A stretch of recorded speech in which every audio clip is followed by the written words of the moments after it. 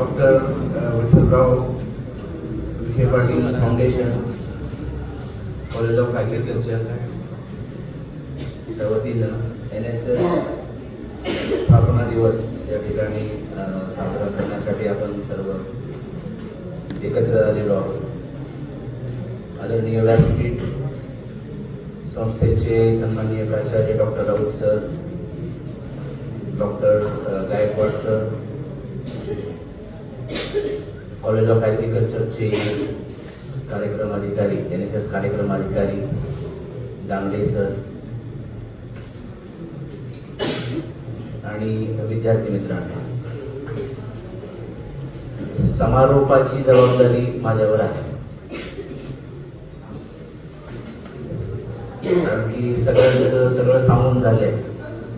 NSS काय आहे सरांनी सांगितलं, गायकवाड सरांनी सांगितलं. आता एक इफेक्टिव्हली समारोप त्या ठिकाणी करायचा आहे. तरी ठीक आहे, NSS कार्यक्रम काय आहे, त्याचे उद्दिष्टे काय आहे, याची थोडक्यात मी माहिती देऊन या ठिकाणी या कार्यक्रमाचा समारोप करण्याचा माझा प्रयत्न राहील. तोपर्यंत तुम्ही पेशन्सफुली ऐकावं ही माझी तुम्हाला विनंती राहील. कारण की वेळ झालेला आहे, बऱ्याच जणांनी तेच सांगून झालेलं आहे. पण तरी एक NSS काय आहे त्या संदर्भात एक इन ब्रीफ मी तुम्हाला ओव्हरऑल मार्गदर्शन करण्याचा माझा प्रयत्न राहील. इतिहास आणि प्रस्तावना आणि थोडंफार त्याचे उद्दिष्ट काय नेमका NSS आहे त्या संदर्भात आपण थोडंसं त्या ठिकाणी पाहू. तर ते नॅशनल एज्युकेशन पॉलिसी 1964 मध्ये आहे. भारत स्वतंत्र झाल्यानंतर महात्मा गांधी आणि पंडित जवाहरलाल नेहरू NSSच्या मागे दोन मुख्य पुरुष आहेत, महात्मा गांधी आणि पंडित जवाहरलाल नेहरू. आणि महात्मा गांधीजींची अशी इच्छा होती की बाबा जे तरुण आहेत, भारतामधील जे तरुण आहेत, त्यांच्यामध्ये समाजसेवेची भावना वृद्धिंगत व्हावी. समाजसेवेची जाणीव भारतातील विद्यार्थ्यांना, तरुणांना, स्पेसिफिकली तरुणांना व्हावी अशी महात्मा गांधीजींची इच्छा होती, त्यांची अपेक्षा होती.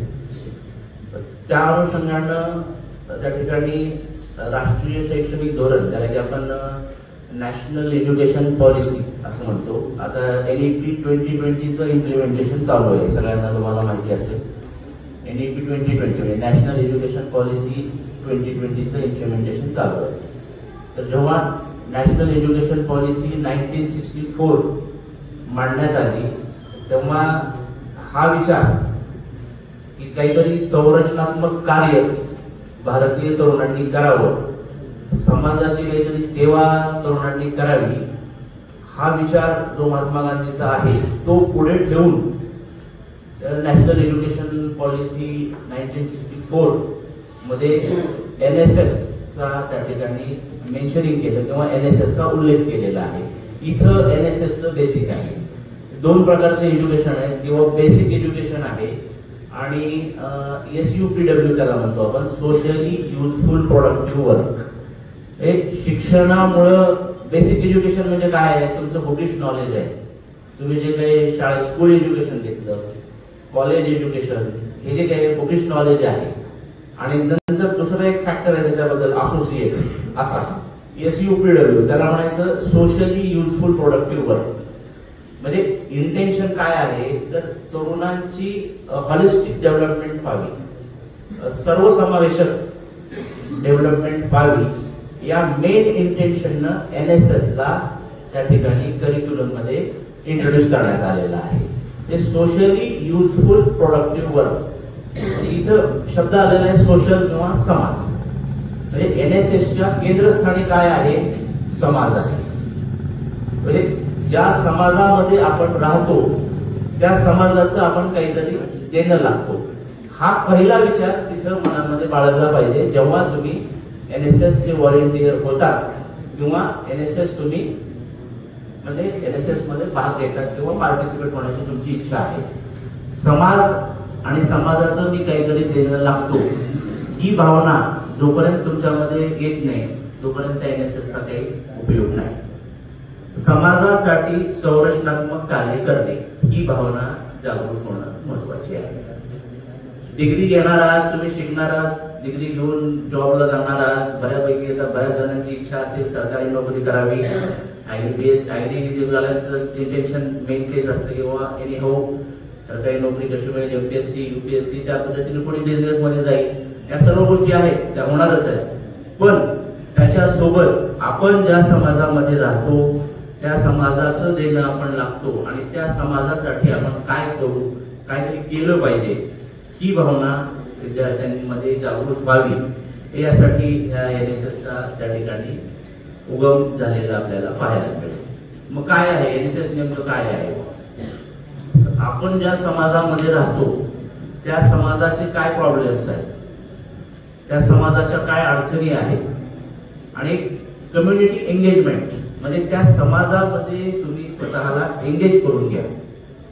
त्या कम्युनिटीचे काय प्रॉब्लेम आहेत ते प्रॉब्लेम तुम्ही समजून घ्या आणि त्याला तुम्ही जे तुमचं नॉलेज गेन केलेलं आहे त्या नॉलेजला जे काही प्रॉब्लेम्स आहेत त्या प्रॉब्लेमला तुम्ही कशा पद्धतीनं सॉल्व्ह करू शकता. तुमचं नॉलेज जे तुम्ही अक्वायर केलेलं आहे प्रॅक्टिकल इम्प्लिमेंटेशन करून तुम्ही ते नॉलेज कशा पद्धतीनं इम्प्लिमेंट करून समाजाचे प्रॉब्लेम कशा पद्धतीने सॉल्व्ह करू शकता ते म्हणजे NSS आहे. आणखीन एक अँगल आहे NSSचा त्यामध्ये डिझास्टर मॅनेजमेंट. डिझास्टर मॅनेजमेंट म्हणजे काय? जे NSS व्हॉलंटियर्स आहेत आता इथं बरेच आहेत. सरांनी सांगितलं मला कोणी फर्स्ट इयरला आहे, कोणी 2 वर्ष कंप्लीट केलेलं आहे. ज्यांचा कॅम्प NSS मध्ये 2 ऍक्टिव्हिटीज आहेत. एक तुमच्या रेग्युलर ऍक्टिव्हिटीज आणि सेकंडली तुमचं जे कॅम्प आहे त्याच्या अशा 2 प्रकार आहेत त्याच्यामध्ये. म्हणजे तुम्ही नियमित कॉलेजमध्ये असताना NSS अंडर ऍक्टिव्हिटीज करतात आणि शिवाय कॅम्पमध्ये सहभागी होता. मग त्याच्यामध्ये डिझास्टर मॅनेजमेंट हा काय कन्सेप्ट आहे? आता तुम्ही आता पाहिलं किंवा पूरसदृश्य परिस्थिती संपूर्ण महाराष्ट्रामध्ये आहे किंवा काही नैसर्गिक आपत्ती येतात. मग त्यामध्ये पुढे येणारे कोण आहेत, त्यामध्ये हिरिरीनं भाग घेणारे कोण आहेत? तर हे NSSचे लोक आहेत, NSSचे व्हॉलंटियर आहेत. तर का? तर याचं जे बाळकडू आहे की बाबा समाजात हा प्रॉब्लेम निर्माण झालेला आहे, आता पूर परिस्थिती निर्माण झालेली आहे. मग तिथं रेस्क्यू ऑपरेशन करणे आहे, लोकांना मदत करणे आहे. ही भावना कधी जागृत होईल? जेव्हा तुम्ही त्या NSS मध्ये असाल तेव्हा ह्या समाजाचं काहीतरी देणं आहे, यांना आपण मदत करणं काहीतरी कर्तव्य आहे आपलं. ही भावना तुम्हाला केव्हा निर्माण होईल? जेव्हा ह्याचं बाळकडू तुम्ही NSS इथं कॉलेजमध्ये घेतलं असेल तर. मग ही भावना जागृत झाल्यानंतर ज्या नैसर्गिक आपत्ती आहेत त्यामध्ये तुम्हाला समाजाला सहकार्य करण्याची भावना जागृत होते. एक सर्वंकष हॉलिस्टिक डेव्हलपमेंट ऑफ युथ म्हणा किंवा तरुणांचा सर्वंकष विकास कोण करू शकते? तर NSS करू शकतो. त्यासाठी हा NSSचा प्रपंच केलेला आहे. इस्टॅब्लिशमेंट 24 सप्टेंबर 1964 आहे NSSची. तशी का आहे? तर ते महात्मा गांधीजींचं जन्मशताब्दी वर्ष आहे आणि बेसिकली ही महात्मा गांधीजी आणि पंडित जवाहरलाल नेहरू यांची संकल्पना होती. त्यामुळे आपण